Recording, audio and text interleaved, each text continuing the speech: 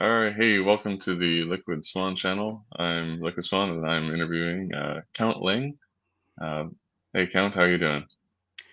Good day, good day. I am very warm because summer has suddenly arrived here with an absolute blast. So it's gone from 20 to 30 degrees over the course of 2 days. So I am doing my best not to evaporate.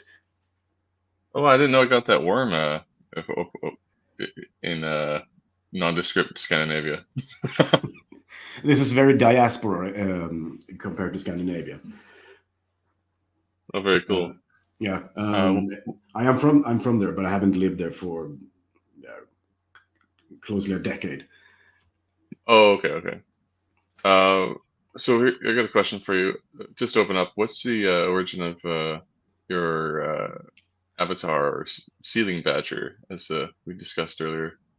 Oh yeah, well, it's kind of like a hidden reference for other scans, particularly Norwegians, because there used to be this children's song duo that wrote really strange but very well composed and very well arranged songs. The musical quality is really high.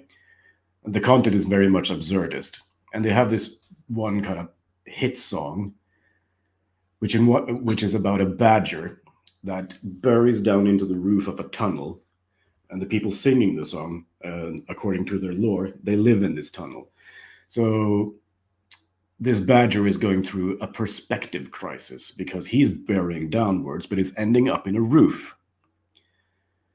So this is a song that just puts all kind of perspective backwards, and in one way, it's a very cute song, and it's kind of like a cute and innocent prototype of clown world, where there's a confused creature burying down, ending up in a roof, and everything just becomes backwards.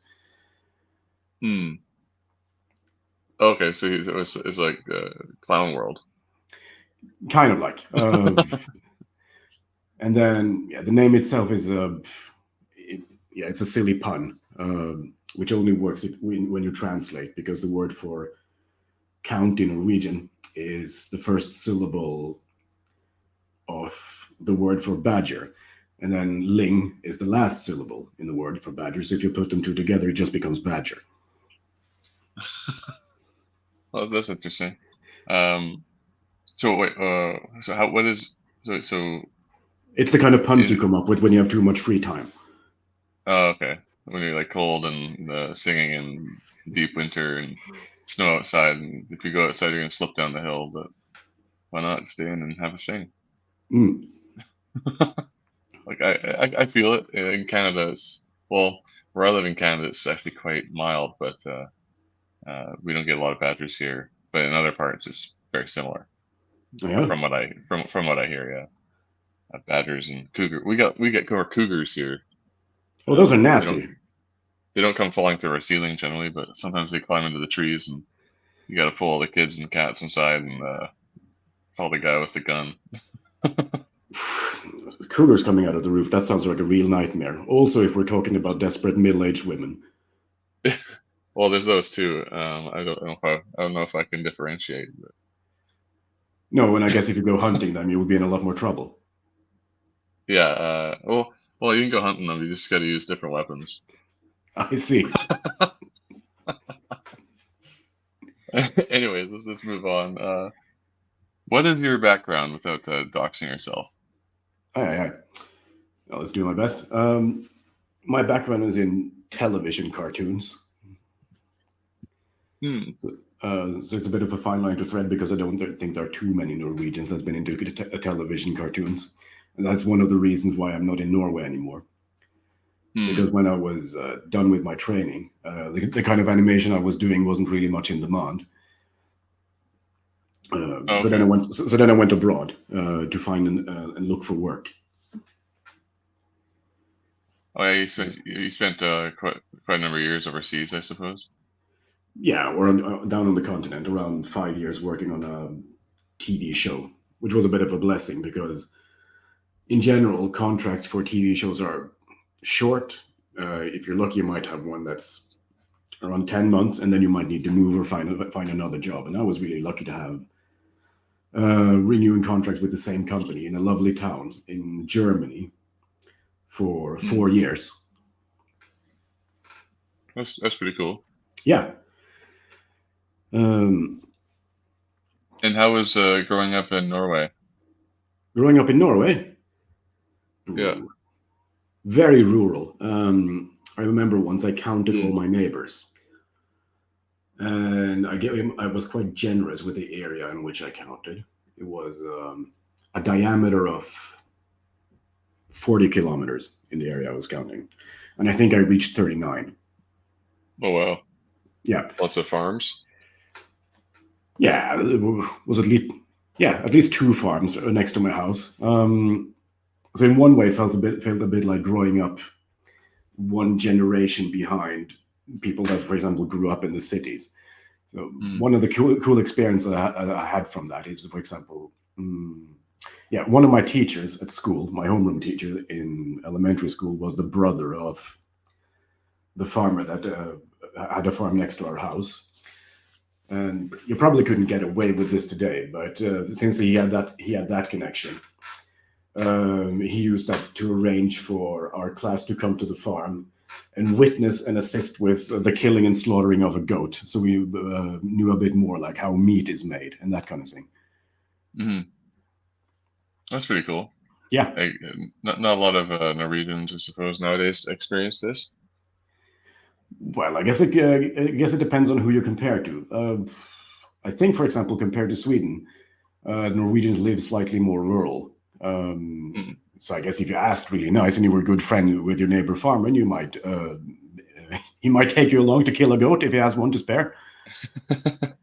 Well, when I went to, so I have some family in Sweden. My great grandfather was from there, and a couple years ago I went to like visit them. Yep. It was part of a larger trip in Europe to the UK for my friend's wedding, and also when I went back, I did like a stopover in Iceland, Hmm. and it was quite rural as well. It was like the southeast area, Smaland, and Småland. yeah, Småland, Oh and yeah. it was pretty cool. I mean I don't I've seen pictures of like the Norwegian fjords and stuff like that, and it seemed Sweden's a lot flatter, obviously down there. Um, Yeah, that part of it is not as mountainous, but it has some really lovely lake districts. yeah, that's true. Yeah, I didn't Mm. get to see that the huge lake in the middle, but my cousin like basically owned the shoreline of about half of this kind of smaller lake in the south near Karlskrona, if you're familiar. I haven't been to that area, but I know which lake you're talking Uh, about. It's the smaller one of the two large Swedish lakes. Oh no, it's much smaller. I mean, Ah, okay. it's a big No, lake. It's a big lake, but it's not one of those huge ones. oh, it's not one of Um, those two. It's not one of those two celebrity lakes. yeah, the Great Lakes of Sweden or whatever. Yeah. Um, those look pretty cool. They basically look like oceans, and well, they're not oceans, but they're I guess for Sweden, maybe they seem that No, but seem that I big. have seen at least photographs from out in the middle of one of the larger ones, and it can get quite stormy. And when you're in the middle, I think you need to look really, really far before you actually see land. Yeah, you have to be pretty careful. It's Yep. sort of like being in the one of the yeah. It's basically kind of like being in the Great Lakes in some sense, I suppose. Uh, Yeah. they get pretty stormy too. Um, yeah, that's cool. So you grew up pretty rural, and then as you grew up, you moved to the city, or did you stay in your town most of your life? Boo. I moved away from home quite young Mm. because was a bit of a weird kid. I didn't find I wasn't too passionate about soccer, and I really enjoyed drawing. Mm. Um, so finding people with that common interest was a bit hard because I was basically the only one into it. And uh, Well, I guess it's not necessarily a healthy thing, but I was being exposed to the internet around the age of 12. Um, so that combined with my interest for video games and cartoons and so on made me like naturally drawn to places like cities where that kind of material was more easily obtainable and I can like sink my teeth into it. yeah. And your parents, did they move with you, or would they Oh no, no, let no! you just leave? They were really sad and worried. Oh yeah. The little Um, young son going off to the city. yeah, young son going off to the city. I'm gonna be a professional draftsman, and then moving to a city with quite a rough reputation. Um, I'm not going to say which one it is, but it's in the western part of the country. It is a port town, which I means have an idea. yeah, I played Civilization too. yeah, and you know what kind of issues can or kind of issues and exports you will have in a port town, right? Yeah, yeah, for sure. Yes, exactly. Um, and I would say I was still quite innocent because it took me quite a while to figure out why so many students of my high school always was missing after after Christmas. And then after a while, somebody told me, "Oh yeah, that's people that's been caught using and selling and distributing substance on the school premises." So we sent them to this special school on an island outside of the city. Oh, nice. Yeah. Fun fact: this But- is close to the copper mines where they used to mine copper for the Statue of Liberty. that came from Norway. Yep. The copper. Okay, I didn't know that. I knew Yeah. France I don't know gifted it, if but I don't know if all of it came from there, but at least some of it was mined there. Yeah. oh, that's interesting. Mm. And so that island is it like a prison or just like a correctional school? It's something like a correctional school. Yeah. Oh, okay, Yeah, that's interesting. the island itself is its own municipality. It's not just prisoners living there. Also normal people. I heard. Yeah, yeah, that makes sense. Yeah, Yeah, and where I live, like I don't live in Vancouver proper, but Vancouver is also a port city, so it can get pretty. I mean, it's basically international gangs that operate depending on which municipality in the Greater Vancouver area yeah. you are. So yeah, it can be pretty scary. I moved there when I was 18, like just like literally, I think it was Canada Day, which is basically just at the end of high school. Oh, so we were And roughly around the same age then when we moved. I was 17. oh, okay, oh yeah, and I moved in to the like the literally the worst area in the city too. Like, um, I mean, it's Canada, so it's not like that bad, but there was It's a not like knife moving to wielding. Detroit. Let me tell you this. First, first day I was there, there was this Jamaican lady running around the neighborhood without a shirt on, wielding a knife, screaming, and then so everyone just was like hiding inside their houses, like looking out their windows, peeking through the curtains, That and you sounds could like a see proper them. welcoming ceremony. Yeah, yeah.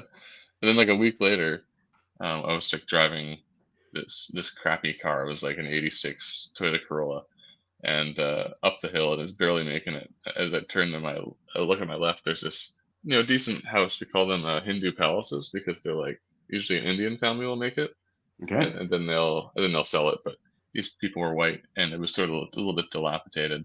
And they were throwing their knives. They had these knives, and they're throwing them at their front door, What? like for target practice, just ruining their door. And I was just like, No. what What kind the of hell wood is was going it? on here?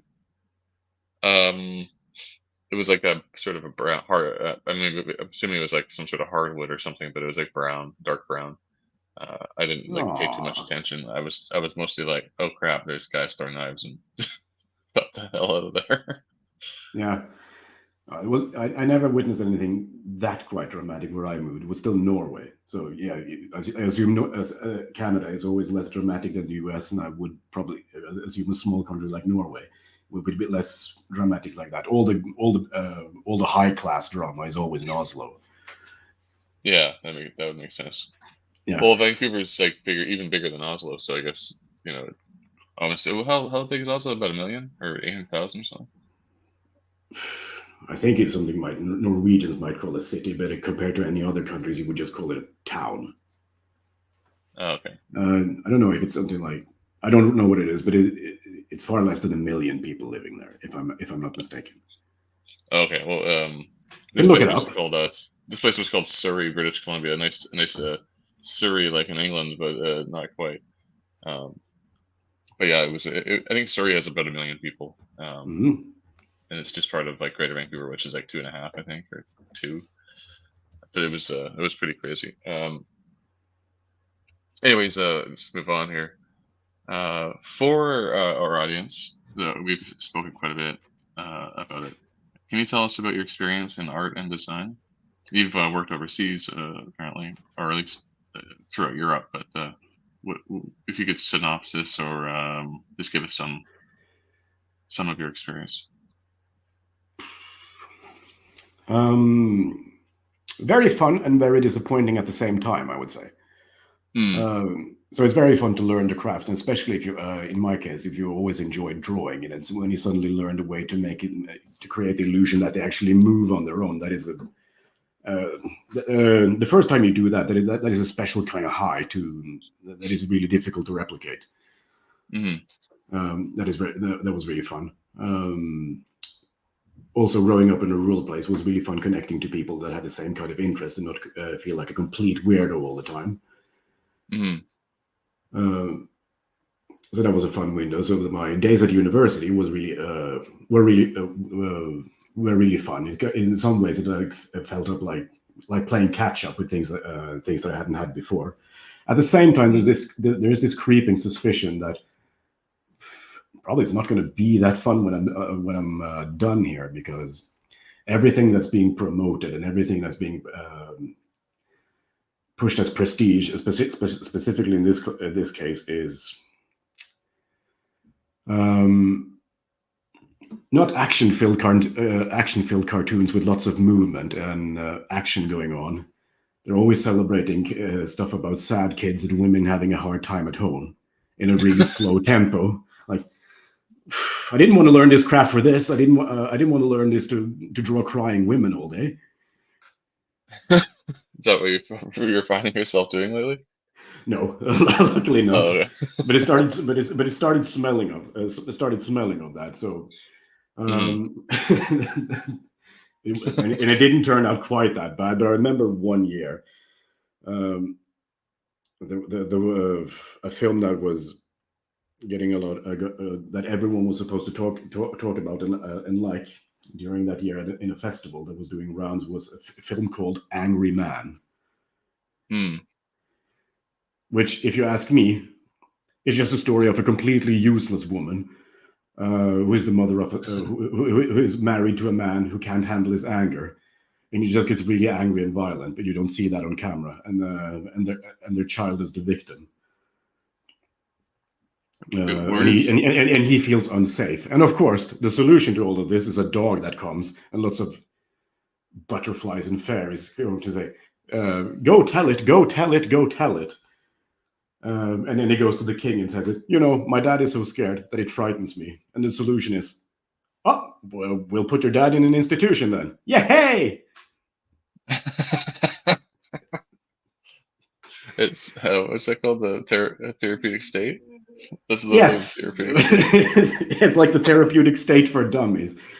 And when you look at it, it's like mind-boggling, because these are the same kind of people that would go on about how it's so important to portray women as strong and independent. But the mother in this film, she's just an absolute victim. She's not capable of anything. So right after a scene where the dad has been raging and wrecking the kitchen or the living room or wherever, she just goes completely into, what should we do without our dad? He is the one that can actually start the car and deal with the computer. It's like a totally captured, abused woman. Yes. Very inspiring. You know, it's an inspiring character. No, it was the absolute antithesis of inspiring. But of course, if you voice that too loud, like, how can you be so mean? Yeah, but let's face it, compared to the ideal of women you're talking about, this woman is absolutely useless. That's brutal. Yeah.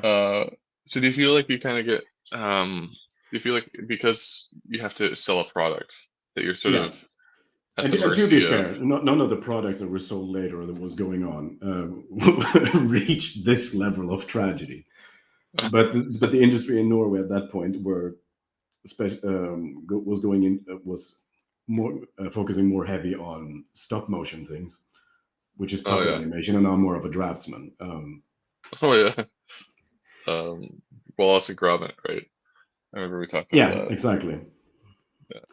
Yeah. Do you feel like with the industry though, like do you feel like you kind of get railroaded or sent down paths that you don't really want to go necessarily because that's just the way that's what's paying money right now, sort of thing, or Yeah, it was that. I haven't, I left the industry consciously, yes, close to 5 years, and 5 years from now, because when I started working at the bottom, you don't feel it that much. But whenever you saw, so I worked at a studio that cooperated with a studio in London, and whenever there hmm were higher up from that studio in London, you could clearly see that they were taking on this and this badge of honor and virtue signaling this and that and espousing that and that luxury belief, which always hmm seemed very forced. yeah, no, makes sense. Um, and the way that I felt that this kind of was, or an episode mm, that to me was a bit of a watershed moment when I thought like, this is completely wrong. This has gone one step too far. Was when we had a movie night with some colleagues, and I don't know if you ever saw this thing from Vogue magazine that made the rounds a few years ago, where there was this 9-year-old kid with this fat, ugly mom in Los Angeles with lots of piercings and no dad in the picture. And her son was basically was completely by his own volition. He had developed a fascination for dancing around in drag. Oh, yeah, Letitia or something like that, Lactatia. Yeah, that might. Yeah, yeah, Oh my that God. might be correct. So it was somebody just before we watched the movie. I want to show you guys something amazing, and it was really awkward tension in the room afterwards. And then somebody broke the ice and said like, "Yeah, I think when this is possible, I think we're really moving into a better world." And then I couldn't help myself. No, that is child abuse. Oh, oh yeah. Yeah. That's so it's so disturbing. Like, there's pe- do people like go along with it because like power is, or do they go along with it because they genuinely think like sexualizing children is a empowering thing? Well, I can't really go into their minds, but I know that lots of people, for example, uh, in order not to get fired, or in order to, yeah, so this is the low key version of it. In order to get a star in the book, even if something takes a lot more time than what is actually planned out, they will work lots of overtime and pretend that they spend only half of the time working on it compared to what they actually did. Mm, Um, which often can make this work a bit stressful. because you're competing with people So, that are essentially lying. yes, you're yeah, you're competing with people that are lying and sacrificing their life outside of work. Which makes it obviously hard to compete and then hard to have. And if you do, you end up sacrificing your own quality of life, or you just have Yes, to be that good, which yeah, is exactly. typical. And unfortunately, I'm not that good. I'm not that fast, or probably I didn't develop that much experience of it yet. Maybe it would have come with time. So you have when you have that kind of moment where yeah, half of your colleagues have all like yeah, if you know, people pick up on trends. So people and in general blogs about animations and comics and so on. They're very much good, at least at that time, very geared towards so-called progressivism and so on. So it kind of seeps in. Yeah. So people pick up on what they need to go along with. It's funny too. They mentioned that. I I know. remember. Sorry, I wasn't at work when I was showing like this lactatia bull crap to kid that does the out of their own fruition the drag. But I Uh, remember seeing it, and I remember talking to my friends who were, I guess, ostensibly left wing, and they mm, were like, they were too. They were like, "Oh, drag isn't about sexuality. It's about expression." I'm like, Expressing what? Like, this is creepy. This is, it's like if you dress the kids in, yeah, yeah, no, that was one of the things that made me mad as well. Like, no, don't come here and say that this is not sexualizing. You're making a caricature of the sexual attributes of a woman, and you're giving yourself a performing name that is referring to the production of milk. Well, allegedly the kid chose that themselves, but that just makes me think they're an idiot. No, I don't think that kid chose anything by themselves. Okay. The entire story just smells of ugly fat mom trying to relive her American fantasy of being prom queen through her 9-year-old son. Ugh. Oh man. I'm sorry, did I interrupt you otherwise? Were you on a line of thought there before? Oh yeah, yeah. I was gonna say another episode that kind of made me rage quit was my second job. So my first job was actually on a show that I actually quite liked. The content and the writing were quite enjoyable, so I liked that one. But the second one I worked on was just absolute brain rot. Mm. It's one of those shows that you can clearly tell this is just made to distract toddlers with an iPad. So their tired out parents can walk out to on the balcony uh, and have a cigarette and a shot of alcohol to sedate themselves before they Make go the on with pain the go rest of their away. miserable day. Yeah, That's also sad. Yeah, like hand the kid the iPad and yeah. No, no. They're like looking at the story, like even if this is for 2-year-olds or whatever. Like first of all, you shouldn't really make this for 2-year-olds. They should be developing their movement, not just sitting around looking at bright colors all day. bright colors and loud, distracting ding noises and Yeah, yeah, and there's no yeah, saving this because it's also written so bad that there is no adult that could really enjoy this show yeah. because it's just so mind-numbingly boring. Like kids can handle some complexity even when they're young. Like Yeah, Sesame Street's a good example, but at least there are people there. They're having conversations. they're doing Um, basic mathematics. Basic mathematics, maybe like learning about a letter or something like that. Yes, But yeah, counting with rhythm. yeah, counting with rhythm. Yeah, it's weird how it's weird how like they don't make well they make I guess they still make it now, but I think hasn't it been like Disney-fied or something like that? Like didn't Disney recently buy up Sesame Street? Probably. I don't know what they Yeah, don't buy. yeah, true.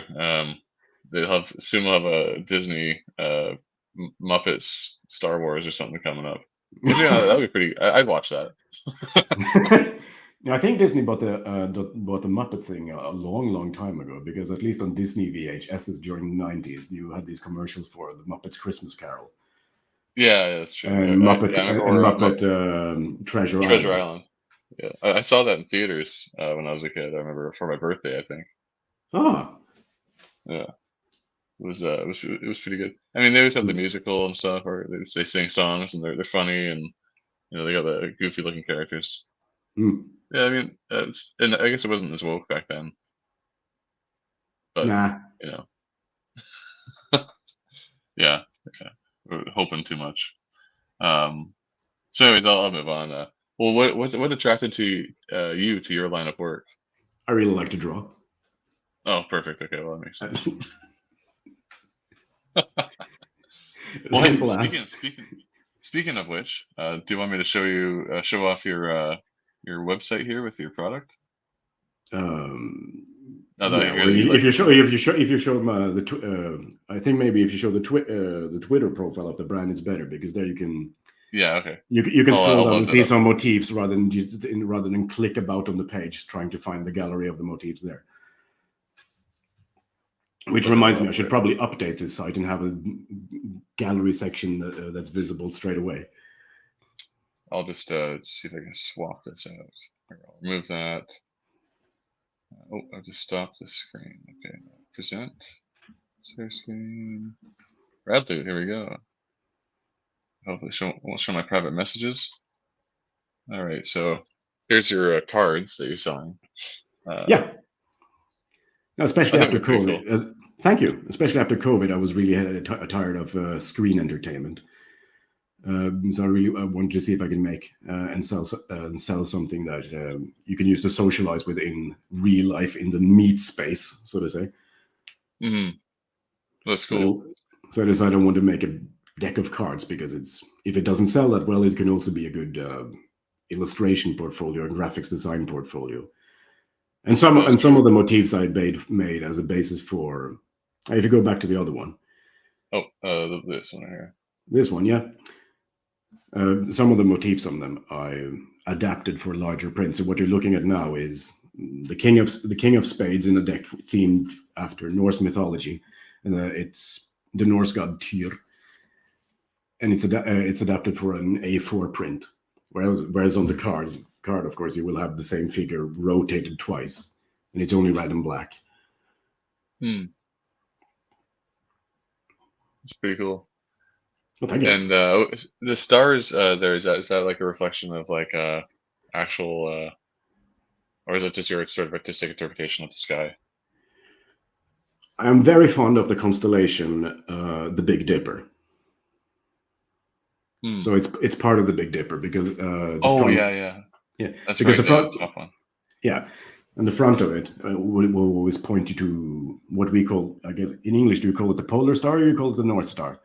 North Star, yeah, or Yeah. Polaris, either way. Hmm.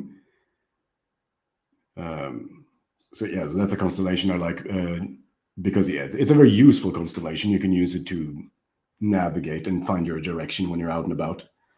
Hmm. And I also have a soft spot for the old 80s anime or comic manga Fist of the North Star, Hmm. which is just That's absolute pretty cool. brutal madness. To taken to the point where it just becomes ridiculous. Yeah, yeah. Let's see. And this one is the. What's this one inspired by? Is it the Uh, Ace? yeah, it's an ace of spades. Yeah. Because at least I think in French they're called spade, and it means swords. Whereas in other Hmm. places they call it spades, which I think can be a reference to the old French word of spade, or no sword, or it can mean a shovel. Yeah. So I guess it depends a bit on what kind of people were playing cards. Like the most relatable thing if farmers bought playing cards is, what is this? Oh, it's probably a shovel. All right, this is the ace of shovels then, and here's the shovel king. Yeah. Spade in English is it's like a shovel has a pointy tip, Yeah, so you can dig into hard ground. yeah, like those small ones you use for gardening. Uh, I think I think it's just it's the style of the tip. Like a shovel can be a flat, Hmm. round, or a pointed. Like a spade is pointed. So if you have to like dig into something that's a little bit harder, you use the pointed one because it can break the ground easier. And if you're Oh, yeah. scooping, then you use the flat. And if it's I think the round one's sort of like a hybrid. Mm.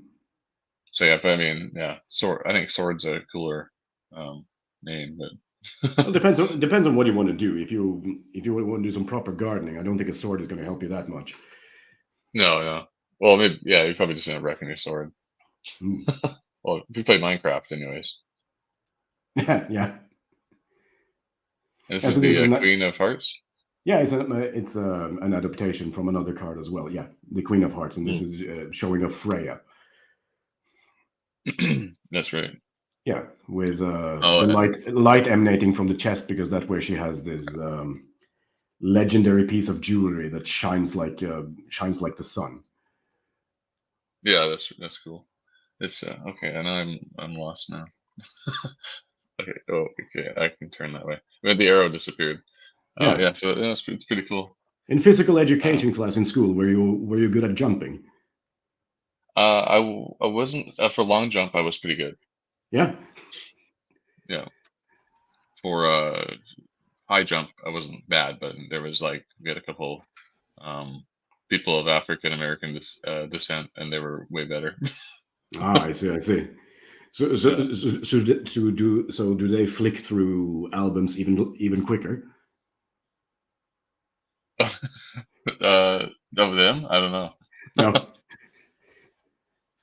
Ah, Was it? sorry. It was just. I don't get the joke. Though.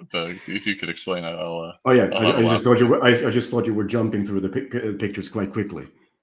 Oh no, I just clicked it by accident. I was trying to get ready for the next Yeah. No, sorry set. about that. No worries. No, it's a very nice. It's a very interesting picture because it's almost. I don't want to say it's impressionist. Obviously, it's not. But I don't know the right word. But it's simple, but it's not simple either. But it evokes more than it shows. You know what I mean?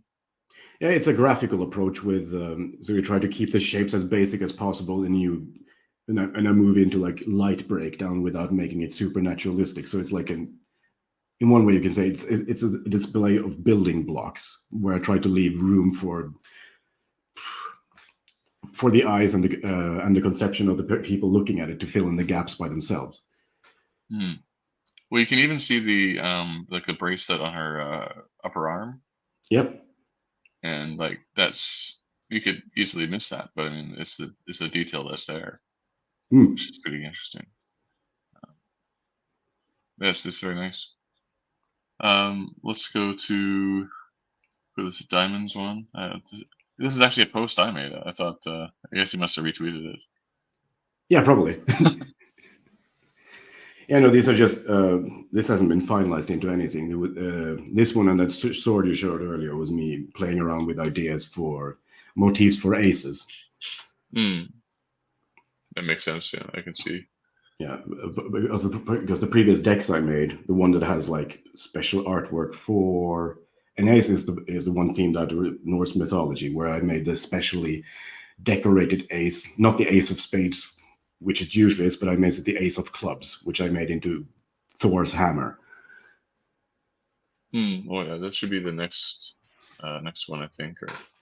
Or no, I think this one's the gravestone. Hmm. Or is this like a Stonehenge sort of? Is this a rune stone? It's some kind of giant megalith No, okay. with the sign for clubs carved into it deeply. Yeah, yeah, that makes sense. It's pretty cool. Like I said, Kind again, of. it's simple, but like it's quite detailed. This one's actually quite detailed.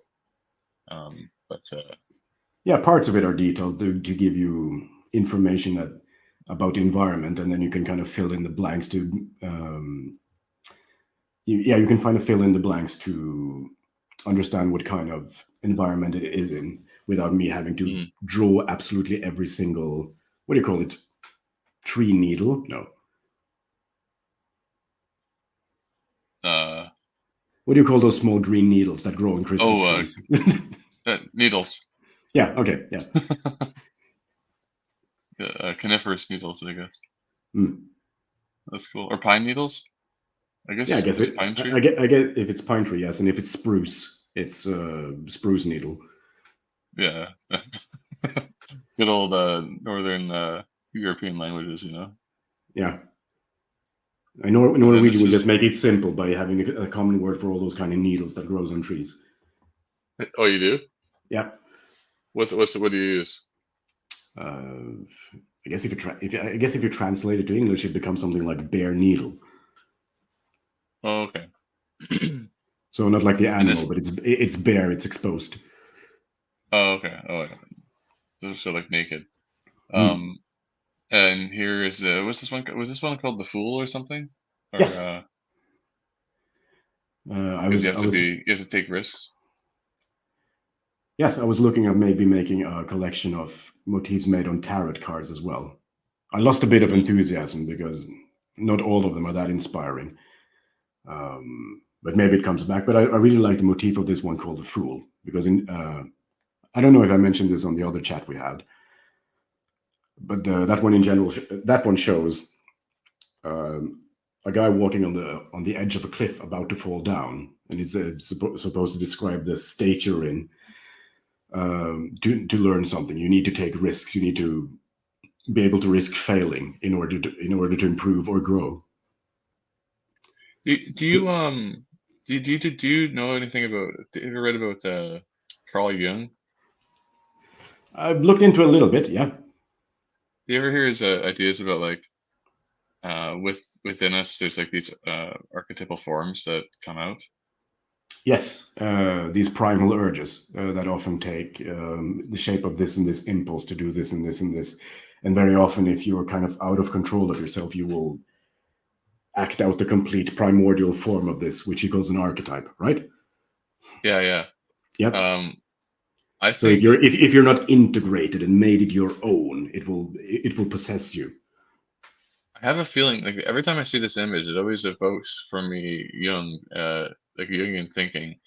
I can't help but think that like something about you being Norwegian made this better. Really? Yeah, I don't know why, but I think like it's it's got the cliffs, it's got the oceans. Like, you can almost the background. It could be a mountain, it could be a sky with clouds. It's hard to really know. It's interpretive, but um, it sort of it screams like ancient Viking archetype to me. Like it's like here this is this guy and he's kind of crazy and he's gonna jump off the edge of the cliff. Yeah, he's Um, jumping down the cliff of in a fjord because it's basically just yeah, yeah, mountains going directly into the sea. yeah. And you could almost think like uh, he's almost launching himself into our version of it in modern times would be like maybe taking a spaceship into space because the ocean was quite mysterious back then and um, jumping off a cliff into it would be almost the equivalent. Hmm. you know, for at least for the average person, because they're not going to go off to Iceland or off on adventures. Uh, But someone could easily do this. I think this is coming from your Jungian I don't know, say persona, but some sort of archetype is like maybe some ancestor of yours did this or and survived. no, no, I haven't done anything this dramatic, but for a brief period of time, I lived on one of the Canary Islands, Yeah. and on one of the beaches there was this natural reef that served as a barrier for strong waves to slam onto the beach, and so it kind of made this natural pool close to the beach, and Mm. you can swim out to this reef, but as soon as you get to that reef, you're just staring straight down into the Atlantic abyss. And like 1 meter behind you, everything is calm and collected, and 1 meter in front of you, the waves are drastically more violent, and you have strong undercurrent. So like safety, certain death, 1 meter apart, or Hmm. not certain death, but complete, complete, yeah, unrestrained forces of nature here. Yeah. Calm natural pool over here. Yeah. I remember that was quite an intimidating experience. Basically, standing on the edge of that reef and just looking down at the blueness never stops. You can't actually see the bottom here. In Norway. No, this was on this was on Oh, in one the of the Canary Canary Islands. Yeah. Islands. Yeah, staring out Okay. into the Atlantic, because the Oh, that's waves pretty that you cool. get there, the way they drag you out, also becomes a bit more powerful. Because the fjords in Norway, unless like you're in the outer reaches of them, inside of them, usually the sea is quite calm because the mountains block a lot of the winds, Yeah. and they break up some of the natural currents that we'll have from the ocean. But when you're standing close to the oceans, then you start feeling the waves literally having the power to pull you out. At the same moment that Mm. when you're staring into an abyss, at least for me, it made quite an impression. Yeah, that's interesting, especially that contrast. The fine line between um, doom and sometimes beauty. Yeah. No, if you fall, yeah, it's very beautiful, but very dangerous. So if I fall down into this beauty, I better swim really strongly to get back up again. That's true. Yeah. S- I'll stop sharing this and I'll ask you the next question. Mhm. What has been your most memorable experience as an artist? My most memorable experience as an artist. Probably the first time I made my drawings mood on, no, not mood, move on with pencil markings on traditional paper. Hmm. The Disney method, so to speak. Oh, where you flip the paper? Yes. Okay. Uh, where you, yeah, where you draw on a light table so you can see through, and you prepare them, and you do your best to analyze the movement and plan and space it out so you will get so you'll get a nice smooth movement, and then you photograph them all and you play them all off in a film, and it looks like it's living, even though you know that it's all just a trick. You made the trick yourself. But that first moment when you do it and you're able to trick yourself in that way was a really really fascinating experience, very very memorable. That sounds pretty cool. And when I was a Yeah, kid, people would get like those like a book, and then they would draw like a little bit of an image change every page, and then they would flip yeah, through it. You know, it lasts like 1 second, but it looks like it's moving. So yeah, exactly. that's pretty It's the cool. same principle. And yeah, was that when you were in school, or was that like just at home? No, that was an animation class in university. Okay. Do Hmm. they do it that way anymore? I guess not. I guess you'll find people that do it. Oh, I okay. don't think it's done something on a large industrial scales. You probably find lots of, or not lots of, you find studios that work on a more artistic basics, going for that um, Authenticity. sad crying woman prize money. Will be into it. Yeah, yeah. No, I know they're. I think they're quite enthusiastic about it in Estonia. Oh, okay. Traditional like cartooning. Yeah, Um, what at least traditional in the sense of using pencil and paper. When it comes to style and aesthetics, it's anything other than traditional, at least from my perspective. were they inspired by like the Soviet sort of? Because I've seen a lot of Soviet cartoons. If you've ever seen those? I would say this is something completely on its own. It's a rebellion against both American, like Disney aesthetics, and Soviet style in general. Oh, Because okay. it's neither here nor there. And to me, very often it just seems extremely strange. That's how I And felt watching those Russian cartoons. There's one called like Captain Nevsky or something like that. The guy looks like Stalin, and but he's not considered. The problem with the Soviet cartoon, there wasn't a goofy character. It was just like there was like a yeah, good guy and a bad guy. hmm oh yeah, so They you never couldn't have a show. goofy sidekick. Yeah, and the main character can always has to be like super serious. He wasn't like Hmm. there was no slapstick. It's like the guy looked like fucking like Comrade Stalin, right? So I mean, Have you ever seen Soviet Winnie the Pooh? no, I have not. Ah, Is it? it's the most aggressive Winnie the Pooh you'll ever see in your entire life, I'll have to look that up later. That's and pretty funny. the most innocent and enthusiastic piglet you ever seen in your entire life. The mood is like the complete opposite of Disney Winnie the Pooh. It's like the Soviets took Piglet and Winnie the Pooh and gave them a mountain of cocaine, uh, and then had I can almost imagine it. yeah, and then had a really really skilled children's book illustrator make the drawings and the design. That sounds really funny. It is, Uh, especially the voices. And when you see the script and what they're saying, it's quite a. I think it's a very accurate retelling of the story that's written in the original book, but the mood is completely different. that sounds pretty cool. I'll have to check Mm. that out. So uh, let's go to the next one. Which artists or movements have inspired your work? My work. Hmm. So the artist that I think that has inspired me the most is probably Akira Toriyama, the guy that made Dragon Ball, because he's one of the people that I saw depict movement in comic book form, like still Hmm. pictures, in a very convincing way, and also in the way that, at least to me, I've kind of like felt that I felt the impact in the way that he draw painful punches and so on in his fighting scenes. Hmm. And you took that and you put it into And your work yeah, generally. and the ambition to be able to try to replicate that kind of thing, to depict that kind of movement, um, or yeah, that kind of Hmm. sensation. When you look at it, it was something that I found it quite amazing, and I would love to be able to do it myself. So that would be the short and most immediate answer to that. You ever played Um, that video game that was on the I think the PS3?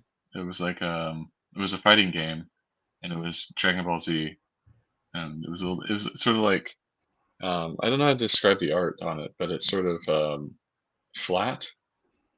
and cartoony. Is it cell Um, shaded? yeah, that's the one. Hmm. Cell shade. Yes, yeah, that is a shading technique where you shade the 3D model so it looks like uh, it's rendered out two-dimensional drawings. Mm. I think there's quite a bit of games that have used that technique. But I think the one that did it, Borderlands. yeah, that Borderlands is one example as well. Yeah, Yeah. You and said you had another one. yeah, another Dragon Ball game that did that quite well, I guess, is the one that's called Dragon Ball Fighter Z. That's the one. I think Yeah. that's the game I saw. It was Mm. pretty cool. But Mm. Dragon Ball's pretty big here too. I guess it's big around the world, right? Yeah, I guess it was. I don't really approve of GT and Super. GT. Oh, And the different versions. Yeah. yeah, and if you ask me, it stops being good after they defeat Freezer. Hmm. But that is enough Dragon Ball nerding. But Yeah. another thing that made a great impact on me, or that really inspired me, was once when I was in Rome and I saw, I think it's the National Museum of Modern Art where they have all of the futurist stuff on display, and this stuff is super impressive. Um, in many ways, not just the composition. They're also really good at depictions of movement. But something that really made an impression on me there was the painting of a street along what do you call the river Tebre in English? Is The it Tiber. Tiber? Yeah, the Yeah. Tiber. Yep. Uh, Painted in a mix between pointillism and impressionism. That Point. Was it pointillism? yeah, it was something like a blend in between pointillism and impressionism. Pointillism is a form where you just draw The with lots of dots. small dots to say it short. There's more to it than that as well, but that is the quick and fast way to explain it. Yeah. Yeah. And the way that this picture, the way the painter, I think it was, if it was either Martinetti or Balla, two of the front runners of the futurist movement. The way that they broke down the light and used the paint, the way they analyzed the light, they basically did it the same way an old television set would break down the light, divided into red, blue, and green. So they did this with oil paint to create this impression. So making the same breakdown of light that a television would do even before the television was invented. Mm. That's pretty cool. Yeah, so it is really good analysis of light. At the same time, they made this a really nice and appealing composition. And okay, yeah, if any of these paintings really like live up to the name futurism, it has to be this one. Mm-hmm. Um, What Unfortunately, I don't era was remember the that? name of it right now. Futurism. Oh. I think it's I think it's in the 18. 1920s. Oh, 1920s. 1920s. Oh, okay. Has a bit of a fuzzy reputation because it was under Mussolini. Mm. So, and the two places where it was the strongest was in Italy and Russia. Oh, yeah. It's I guess pre-Soviet Russia, or like No, I think it was right after the revolution. So it was Soviet Russia. Mm. It was early though. Mm. It's interesting. Mm. Do you know who Rodimus Bosch? No, who's that?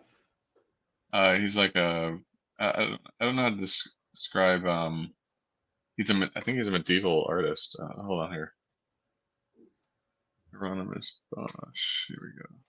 He's a Dutch painter. I'll just share this. I'll share the screen, so then you can see it too. Here we go. So you did these sorts, like is this like trip witches you did? Hieronymus Bosch. Oh, okay, yeah. Yeah. They must have pronounced it a little different. That's the 1500s, right? Or late Renaissance, if I'm not mistaken.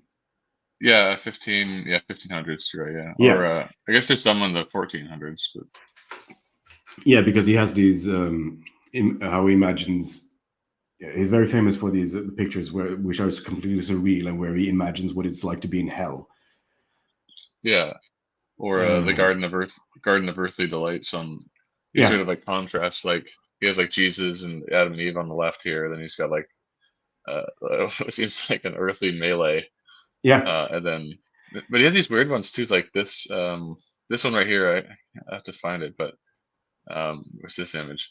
Where they got like this guy and he's like horse legs or something with trees growing out of him, and yeah, yeah. No, I think um, these are supposed to be like abominations that you'll find when you enter hell, where everything is sick and twisted. yeah, yeah. It's it kind of reminds me of Salvador Dali, but Yeah, it does. way earlier. Um, found out actually, I found out I'm related to him um, through my ancestry. He didn't have any kids, but one of his siblings apparently is um, one of my direct ancestors. Um, but that made me a little more interested in him.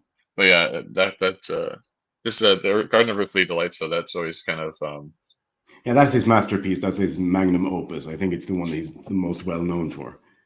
yeah, yeah, and it's crazy too. Like I don't know, it's hard to imagine like at the time, like, considering the other art that you can see during that time. Like this is like completely wild, you know.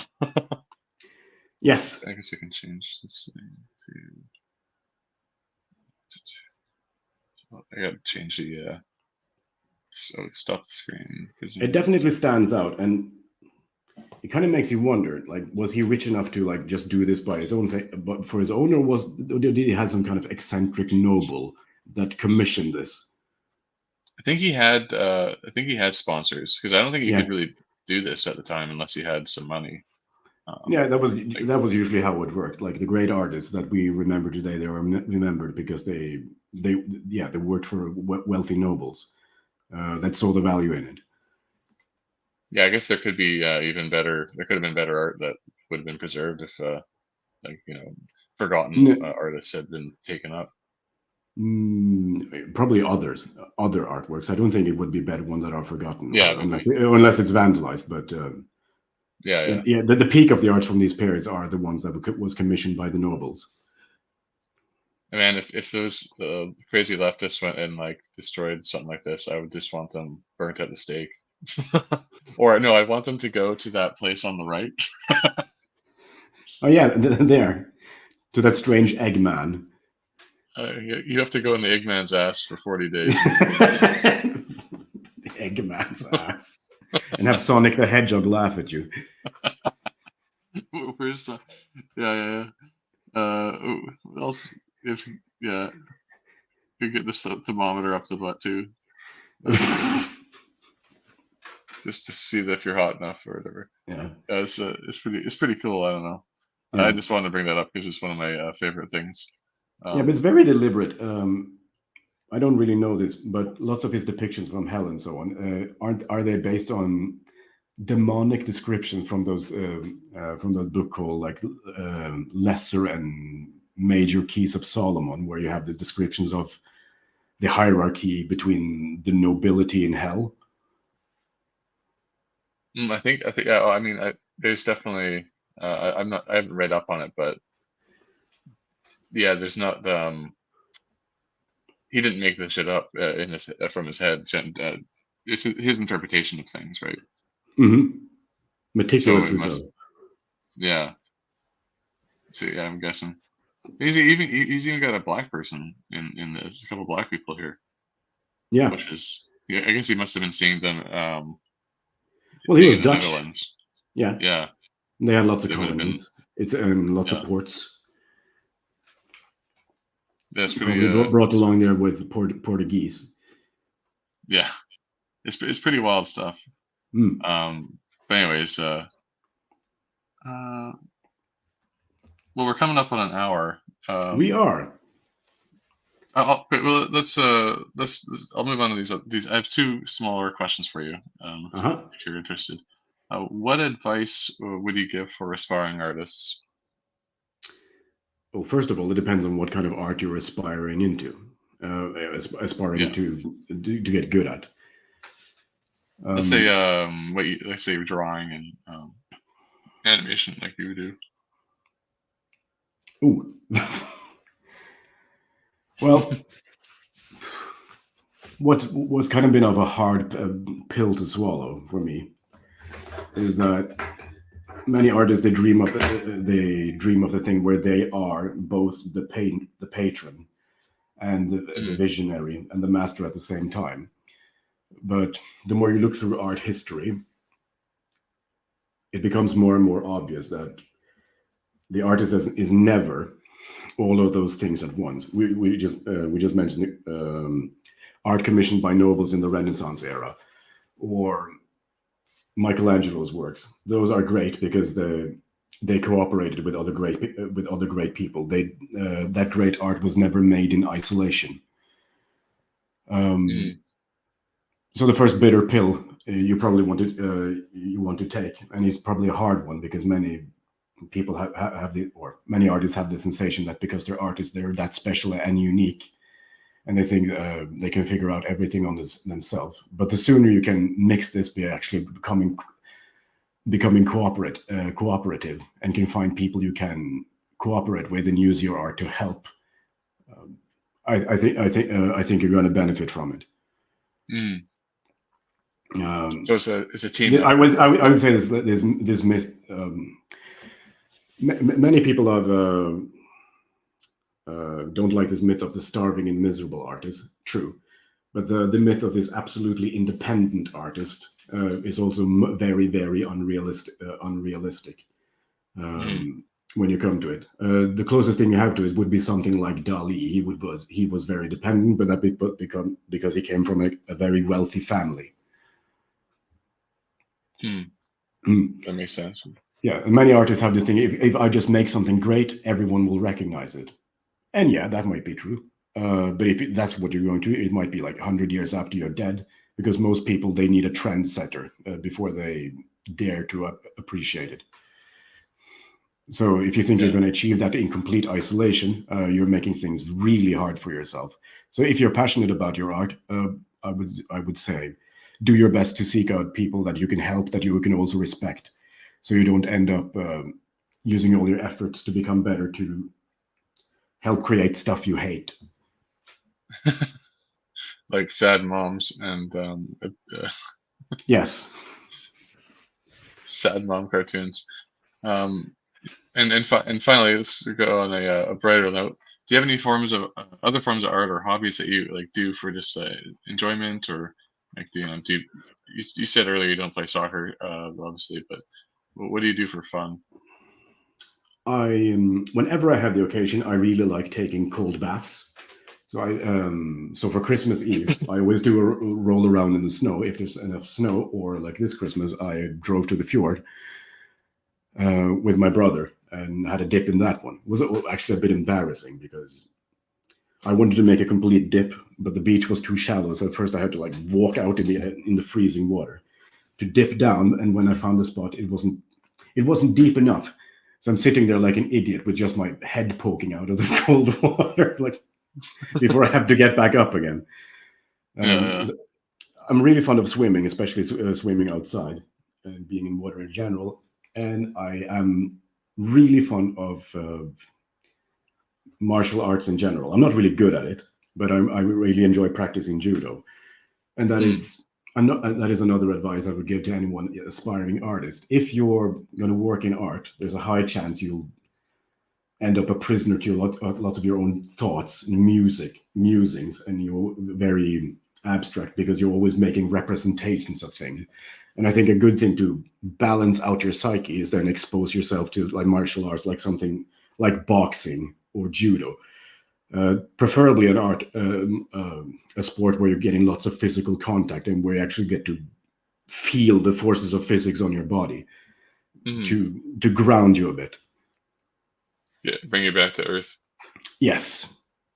Do Is hockey popular in Norway? It's relatively popular in Norway. My mother was, when she was young, she would generally go to hockey matches to root for her town's team, especially when they were playing the rivals from the neighboring town.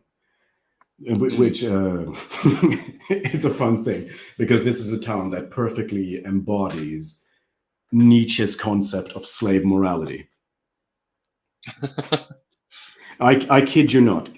It's a smaller town than the town from where my mother came from, and they Yeah. always try to market themselves in the light of the other ones. So the larger town has a river, and there's a nice marina, which is really nice in summer. So the smaller town, when it wants to sell itself well and attract people to live there and so on, does it say, "We have these things that are good on their own"? No, they don't. They go, "We have is just as nice here without that marina that other town has." Like, congratulations, you just marketed the other town instead, and you say, "No, we're exactly the same, except don't have that thing."